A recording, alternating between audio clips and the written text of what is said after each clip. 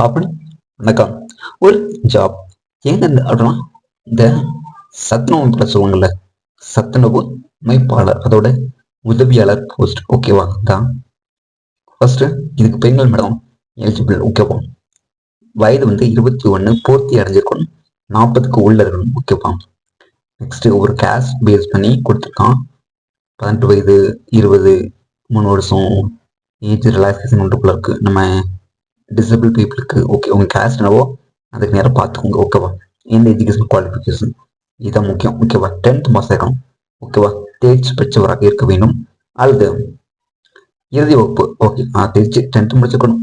அப்புறம் வேற என்ன, வேற எதுவும் மாற்றுத்திறனாளிக்கு குறைவான பார்வை திறன் ஓகே. இது வந்து மாற்றுத்திறனால யார் அப்படிங்கிறத டெபினேஷன் போட்டிருக்காங்க. அவங்களுக்கு செய்ய வேண்டிய சில நிபந்தனைகள், சில கோரிக்கைகள் கொடுத்துருக்குங்க. ஸோ நீங்கள் மாற்றுத்திறனாளி இருந்தால் கண்டிப்பாக ரீட் பண்ணி பாருங்க. என்ன டிஸ்ட்ரிக்ட் அப்படின்னா, நான் சும்மா எடுத்து சொல்கிறேன், இது ஏதோ டிஸ்ட்ரிக்ட் நினைக்கிறேன், நெட் சென்டரில் நான் வந்து இதில் போடுறேன் ஓகே ஃப்ரெண்ட்ஸ். அது மாதிரி நிறைய டிஸ்ட்ரிக்ட் அது இருக்குது, இது மட்டும் இல்லை. தென்காசி, கூடலூர், அப்புறம் நாமக்கல், சேலம், திருச்சி, தேனி எல்லா டிஸ்ட்ரிக்ட் வந்துருச்சு. கள்ளக்குறிச்சி உங்கள் டிஸ்ட்ரிக்ட் என்ன அப்படிங்கிறது கமெண்ட்ல சொல்லுங்க. நான் அதுக்கான லிங்க் அனுப்புகிறேன் ஓகேவா. பேசிக் குவாலிஃபிகேஷன் அதான் 10th முடிச்சுக்கோம். இதுக்கு எந்த ஒரு எக்ஸாம் கிடையாது ஓகேவா. Government job okay friends. இந்த நோட்டிஃபிகேஷன் அப்படிப்பட்ட ஃபார்ம் தான் இருந்து எல்லாத்தையுமே என்னோட டெலிகிராம் குரூப்பில் போடுறேன்.